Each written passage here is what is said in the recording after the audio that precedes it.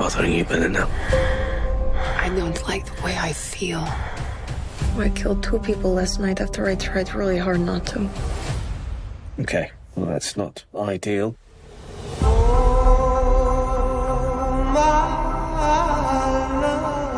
You shot someone? In the hand. How did it feel? Like you said it would feel. You want to have sex? Yes.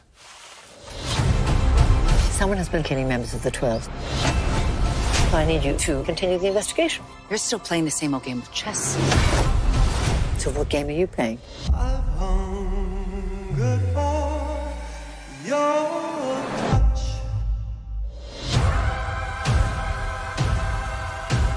What are you doing? Trying to show you I've changed.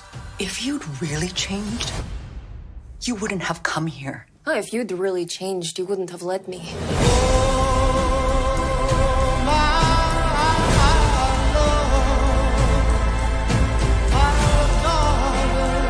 Whatever this is, you won't come out of it.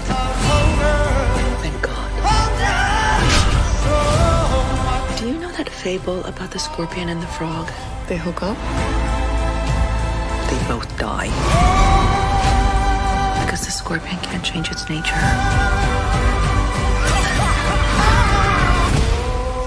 Maybe you're the scorpion.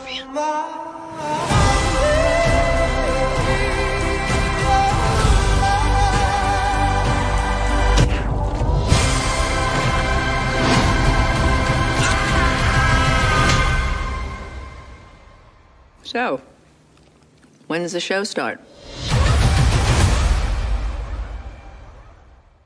BBC America's Killing Eve, Sandra Oh and Jodie Comer in conversation. As I'm sure you know, this deliciously propulsive thriller centers on the obsessive relationship between intelligence agent Eve Pilastri and master assassin Villanelle. It's about to start its 4th and final season. And although I'm very sad that it is coming to an end, I'm really happy to have these 2 actors here to discuss it. Hi. Hi, Joy. So season 3 ended with your characters trying to walk away from each other. Can they stay apart? Well, there is a season 4. Yeah, not for long. So there's your answer. But I feel like when we start the season 4, they have been apart for a while, and they are in very, very different places. And you can see how Villanelle has been dealing with that space apart, and you see obviously how Eve is trying to deal with that space apart from each other. Can you talk a little bit about the women's relationship and where it stands going into season 4? Yeah, go on, sorry. I mean, it's so complex, right? I think that's what we all love about it so much, is it feels so personal to each person who watches the show. You know, I feel like if you had a group of 5 in a room discussing it, each would have their own idea of what it was. You know, where we pick up with Villanelle, it's, you know, she's on this quest for change and to be good. And it's, you know, I feel like a huge question as to, like, who is she doing that for? You know, is she doing that for Eve, to get closer to Eve? Is she trying to prove to herself that she's able to do this? Able to be good. Yeah, but I feel like the lovely thing about working with Sandra on this show is, like, it's almost like with each season something new reveals itself. You know, we get so little time together on set, and then when we do, you know, we might come to a scene and be thinking, you know, what is the meaning of this, or what are we getting from the scene? And then as soon as we kind of sit down and the cameras are rolling and we kind of uncover it, it all tends to fall into place and make sense. Like when you see them at the beginning, in some ways, Villanelle really wants to be seen by Eve. And Eve has worked really, really hard to turn her gaze away from Villanelle. But then there's a clash. Yeah. It's quite a clash. It's a clash. And then things shift, and eventually they're going to come back together again. And eventually it's going to have to do something with the 12 and Carolyn. Yeah. They're busy. They're very busy. Yes. And I mean, as you said, there's a real sense of Eve, kind of wanting to change. The picture behind you has, I'm sorry, Villanelle wanting to change. Villanelle's in white, Eve's in black. And, in some ways, Eve's transgressive impulses have been unleashed. Is there a sense that they're sort of swapping places at this point? Have they sort of inspired that in each other? I wouldn't say swapping places. For me, there's always been a drive towards integrating the elements of Villanelle for Eve. So I'd say absolutely this season is you see Eve at her most morally ambiguous, but there's a lot of self-determination around that. Like season 2, where basically Villanelle kind of forces Eve to kill Raymond. You know what I mean? Eve doesn't have necessarily control over that violence, but you see her, Eve, at the very beginning in a much different place with much more confidence and much more dominion over her choices. And some of those choices are violent. Yeah. It's interesting. I do think that, there is this running question in the show of whether people can change. Do you think that these characters have changed over the course of the series? I think they've absolutely, I could speak for Villanelle. I think she's evolved in many ways. I think she's grown in many ways. Whether that kind of core of her can change, I'm not entirely convinced. But she's grown so much through Eve, and I think there's definitely moments within this series where I think Villanelle finally has the ability and the maturity in a way to look at Eve and see how she's affected her life and what the consequences of that are, and feel something about that. Whereas I think previously something she's just shrugged off and not seen the severity of, so yeah, absolutely. How can I add to that for the change? I'd say I really do feel like Villanelle has changed Eve's core. And the person you see at the top of season 4 is very different than the person that you saw at the very, very beginning of the show. I feel like definitely working. You know what, Jodie and I were just looking at an old picture of Eve and Villanelle from season 1, and it's like they're completely different people. Characters. They're completely different characters, and in the way of like, they have no idea what's coming. They have no idea what's coming, and you can just feel it in even Eve's gaze that she's much more innocent, she's much more trying, she's much more frightened even. And so I do feel like that Villanelle has really being in relationship with Villanelle has really changed Eve's core. And I just really wanted to start the season with that type of change. You see how Eve's changed physically, not physically, but like you see her having gained skills, having gained skills with now a purpose. I think she's always been quite purposeful, but with a clear purpose. Did the two of you know where these characters were going when you started? I mean, was that something that you talked about with, Phoebe Waller-Bridge and the team there? From the very beginning? From the very beginning? No.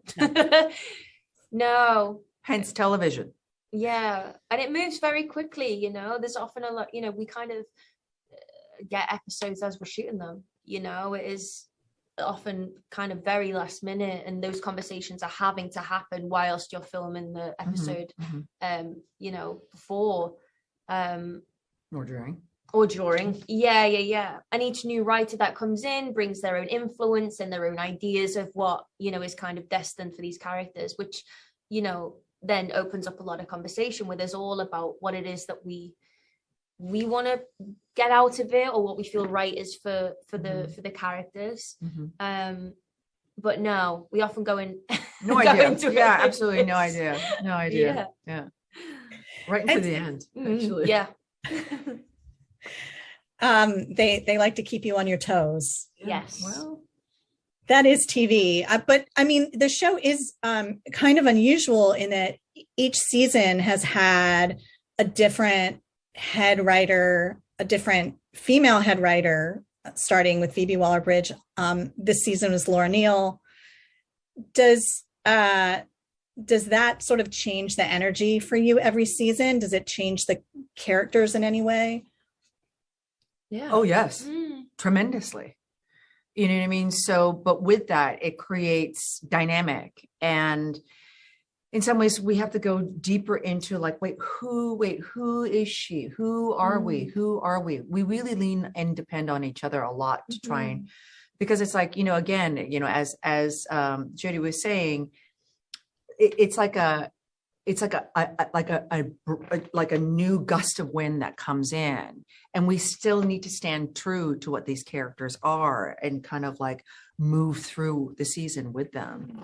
And it's a challenge for everyone. Yeah, it's also the same with like when you get a new director, we have a new director every block, so after every 2 episodes, and even that changes the energy. It's really interesting, it usually takes a little week to and different things that they see in the prioritize characters. Yeah. Did you know much about your characters' backstories? Because I know that we've been learning little bits and pieces. And I mean, last season we met Villanelle's mom, which was very, instructive. How much did you know? And again, it's like adapting to every new piece of information, I guess. Yeah, exactly. I mean, I had worked on backstory in season 1. Quite closely with Phoebe, because I was, this never read anything like it, and I didn't really know where to start, when looking at the material and how to build this woman. But obviously, as things transpired, when we kind of got to kind of uncovering Villanelle's family, what the writers had was its own thing, you know what I mean? And you just had to kind of surrender and kind of move with that. So it was different to what I'd planned, but I felt like so much time had passed then, and she'd become something else entirely, and it felt right that I was able to just that felt truthful and it felt honest. I did not have backstory. I didn't really work on that backstory. No. I'd say the only thing that I feel like I was happy to bring in was a cultural aspect in the top of season 3. Working with Suzanne Heathcote, at the very beginning, after Eve was shot, she wanted to put her in almost a mundane place. And for me, I was like, Eve is shattered, and I wanted to put her in a place that might seem like she's ruined, but it's actually a place of healing for her. And so we put her in the back of a kitchen in a Korean restaurant. For me, subtly, I wanted to put in those aspects of like, what are the things that are healing her? It's the food, it's the language, it's here. It's very subtle, but that was pretty important to me, just to bring a breath of Eve's history and Eve's culture. That was wonderfully sort of specific and surprising. I mean, I feel like, the more specific things are in the show, the more kind of real and I mean, sometimes strange they feel. Did you have things, knowing that this was the last season, did you go to the writer with any requests? Did you have anything that you hadn't done yet that you wanted to see your characters do? There wasn't anything that I hadn't done that I wanted. She's done everything. But no, not that. But I definitely, I was really craving a moment with Kim again, because Constantine and Villanelle's relationship was so beautiful and, crazy and nuanced and awful and all those things. But I remember when I first met Kim, and I remember like the first take that we did, and we both kind of looked at each other and we were like, whoa, this is going to be fun, and I feel like, especially in season 1, he really kind of poked me and dared me to do things. If I was like, I'm thinking this, he's like, go on then, do it, and he really kind of made me do that. And the way their stories had gone is kind of like this, and I was like, oh, I really want a reunion. But yeah, So you put that forward. I did. That. Yeah. Please. Yeah. It's such a physical show. I don't know how much you train before shooting, but it seems like you and I don't know how much of your stunts you do, but what are some of the sort of your favorites, your craziest scenes or stunts that you've done in the 4 seasons? The bus. Oh yeah, the bus. For us, for me, I'd say it's a great bus. one this season though with the. There's a really cool thing that happens. Oh, sorry, can't tell you. Oh, that's sorry. But, yes. Yeah. Hopefully that works out. I also remember like being in Tuscany the first week of filming and climbing a wall and just feeling like I was like fucking James Bond. I was like, wow. Yeah. Someone got a picture of me up this wall. It's like the coolest thing I've ever done in Tuscany. I was like, wow. And that was like the start of everything. But the bus was tricky. The bus was great. The bus was tricky. We're shooting a fight on a moving bus. To ultimately end up at that moment. Yes. With the kiss. Yes. With that kiss, which for me felt so correct. Character wise, because one, and also show wise, it kind of came out of nowhere and it came out of a deeply unconscious place, and it's the way that Eve would no matter what constantly be surprising Villanelle. So that was not only technically challenging. Oh man, I screwed up my knee during that. But I think it was technically challenging, but I also felt like that entire scene was really correct and a strong kind of beginning for season 3. Yeah, the physicality is really woven into the sort of character and the psychology of it. So, it feels completely of a piece with the show itself. But I can't imagine it must be hard on your bodies. So it's, you know what? I think it seems more physical than it is, strangely. There's not an awful lot of it, but then when we do have a sequence, it usually is quite full on.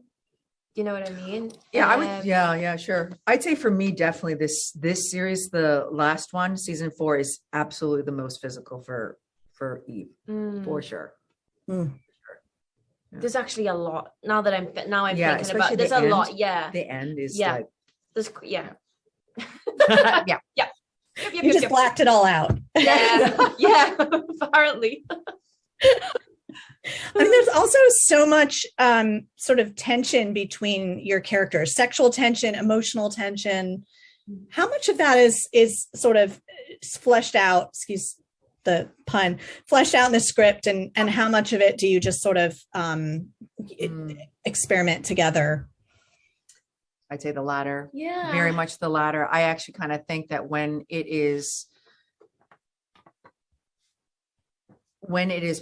has been put, it's never happened in the moments on the line. It's always in between the lines. And I think that's the power of it, the power of the dynamic, the pull has always been between the lines. And I feel like I've really trusted that. And I think that that's the key to it. I agree. Yeah. The chemistry's been there from, the first, episode. But I imagine, you've been working together now for 4 years. Can you talk a little bit about things that each other has done on the show that's really amazed you? Sorry to put you on the spot. I'll go I first. think go. I'll go first. I was like, I know this.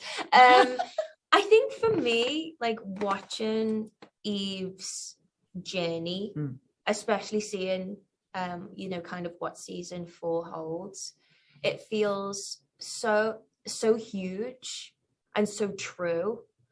And I know a lot of that is because of the kind of homework that Sandra does and understanding Eve, and she always comes to the table with so much thought and emotion that like you can see it in her work. I think the evolution of Eve throughout the 4 seasons is remarkable. You know, when you watch a character and you see where they started from A, you know, and where they get to, I think has been really outstanding. And I think people will really, really enjoy that this season.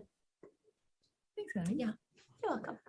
I'd say for watching Jodie's work for the past 4 years, and also there's just the miraculous character of Villanelle, which is just one of the best characters ever. I'd say it's this type of ability, amorphous ability to transform a moment. And it's great to act with. My God, it's just great to act with. Do you remember the scene where, hold on a second. Oh, Okay. yeah. Okay, so there's this one scene later on. We're not going to ruin it. And I don't think either of us were expecting that's what the scene, that's what the scene is. And I'm very much talking about what is not in the line, what's not necessarily in the action. But, you know, Villanelle has this large action to do, and Eve is witnessing it. And then witnessing Villanelle and Jodie in this action, for me, just opened up what this entire scene was about. And I do feel like we do, and it's very enjoyable to play when you actually do have a chemistry with a fellow actor, and you just really love watching them. You like love watching them. You know what I mean? And because the way that they are willing to be transformed or transform a moment transforms yourself as a character. And I don't think you can, many times that is written, you know, and that's what you're supposed to do intentionally as an actor. And sometimes it just appears. Yeah. I mean, I think one of the amazing things about these characters is that they are so passionate and untethered in a way that we don't see very often. And obviously you are tremendous actors, but I wonder how easy or hard it is to shed your characters at the end of a shooting day. Like, I don't know, it seems to me like they'd sort of seep into my dreams. You don't know the half of it. I found the key is a piping hot bath with Epsom salts. Yeah, that's good. Just something when you go home, like nice hot bath, just something to step away from it, you know, and wash it off. Or like I usually like some night shoots, I just like throw myself in the shower at like 3 a.m. Just like, like there's just something about doing that before you get in bed that is like a stepping away from, I think. It's something like that is like really just kind of slowing down the psyche to say that, okay, we're going to shift from that whole day's work. Yeah. I mean, you're in your body. This is what we do. We do it with our entire body. It affects us. It's, you know, not many people, it's just from very much an actor's point of view. It's like, it's tough to shoot it's tough to shoot because you are trying to transform a character, right? You're Villanelle is really trying hard to transform. And so it affects one's entire body. And so to let go of that is also really, really, it's really challenging, but doable.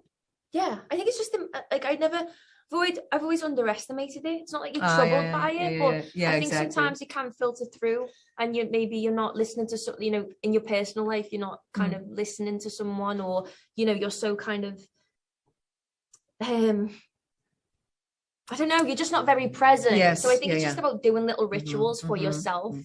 That is helpful. Yeah. Yeah. You probably don't want Villanelle hanging out in your brain while you're trying to live your life. No, she doesn't. She's all right. She behaves now and then. What was it like filming those final episodes? It was really tough. I mean, just like television moves very, very quickly. We were shooting, obviously, still in the pandemic. Just technically, it was really, really tough. I'd say probably emotionally, the way that Jodie and I were trying to really, really truthfully and authentically bring this to a close. We just often look at each other sometimes, like maybe like look at each other and linger like a minute too long, and then we'd be like, no, don't do it, don't look at me, don't do it, and then we just like walk away from each other because you're like, there was so much, like we were on night shoots as well, and there was so much that we had to get done that it was like the moment you acknowledge that this is the end, like there's no there's no it takes you back. Also it takes you out of what your job is, which is like, well, you need to continue filming this until the very end. It's tricky, but it was hard, but it was also exciting. I remember there was this one moment, sorry I can't talk about it, but there's this one moment at the very end when there was a particular view that the entire crew came out, and it's just, sometimes you get those moments, it's so fantastic, where it's really like beautiful. This is exactly why we do film, this is exactly why we do, you get to have these experiences jointly while we're making something. So we did have a lot of those moments of just like, it's obviously not just hard and doom and gloom. There's just the magic of filmmaking is so spectacular. It's a really, really special energy. I mean, you have such an amazing cast. When I think about, I mean, even just the veteran kind of women actors that you have in there. I mean, Fiona Shaw and Harriet Walter. I mean, you've had Camille Cotin, who we know from College. It seems like it's, I wonder if it has a different vibe from other sets that you've been on. That's just like an amazing collection of talented women on there. I think it's just hugely inspiring, when you can look at other women and, be such admirers of them, like as actresses, but also personally. Like, these women are so brilliant and so funny and naughty and mischievous and welcoming and nurturing, and there's just something about being around that makes you want to be better and helps you grow. And I always pinch myself when I think about the people who we work with on this. And it's also like that kind of feeling, right? We have women from all different decades. That's what I've always liked about the show, that I've always wanted to try and keep about the show. It's all these women together, but at the experience of seeing women in their 20s, 30s, 40s, 50s, 60s, all interacting and having their own full character. Really important to see, really important to be around, really important to play off of. That's been a great joy. But I got to tell you, personally, I've also been very, very lucky. I feel like I've had that experience throughout my career. Yeah. There has been some talk of Killing Eve spin-offs. Are either of you in conversations about those? Or Tell us about it. I feel like I read that somewhere. They got rid of us and they shipped the new ones in. Just like that. Like, we thought we were so special. I know. I'm so interested. Really? Yeah. No, that's not. I think you might know more than we do. Well, it may very well be wishful thinking on fans' part. But are there things that you will miss about sort of living in these characters' skins? Well, a lot. I think a lot. The risk. I think the risk I felt when playing her, like trying to always toe that line of, especially in season 4, there's a couple of like boundaries that we've pushed, and daring to go somewhere, but always trying to make sure that it's truthful and is authentic to the to the show and to the character. I think I will, that kind of constant push and pull is at times really daunting, but is also thrilling. I think I will really miss that. I feel like these characters really set a high bar. Sometimes they do. Yeah. And then you're like, wow, okay, what's the new challenge I'm looking for? Or, Where else do I want to grow? For me, I feel it's like the dynamic between there's such a, I think for both of the characters, a kind of like an unconscious beat, unconscious drive, and something that they don't yet know. I really like playing that because you're really in this space of not knowing. On top of it is, I have to solve a mystery. I have to do this, right? But being able to play that while you're playing something mysterious within the character, you know, I feel like there's a, God, I don't know what. I always feel like a lot of my scenes, like big scenes, are happening with Martin. Right. So there's this one scene, I don't remember what episode, maybe it's two. Basically, Eve meets Martin, who's a psychologist, and she basically is talking to her about Villanelle. She thinks, but she's really talking to him about herself. And it's being able to play both of those things, that this character really thinks that she's talking about Villanelle, but the audience really knows that she's talking kind of about herself, and what your character can't see, playing both of those things. Right. There are so many levels to the narrative, and you know, as you said, I mean, there is that element of the thriller and the detective story of, you know, the chasing the 12. Is that going to be a big part of season 4?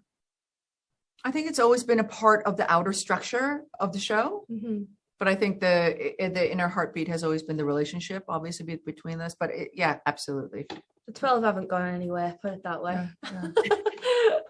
They've gone nowhere. Yeah. They're still there. They're still there. And Jodie, you mentioned pushing boundaries. From you know, the trailer, I mean, it looks like there's definitely a religious storyline. Yes, there is. Yeah, there is. There's definitely like there's a new Villanelle at the start of the season. You know, she's, like I said, she's on this kind of quest to change or be good or be the person that everyone tells her she cannot be. You know, and that's further explored in episode 2. And there was something kind of structurally and cinematically that we played with, which is nothing we've ever done before.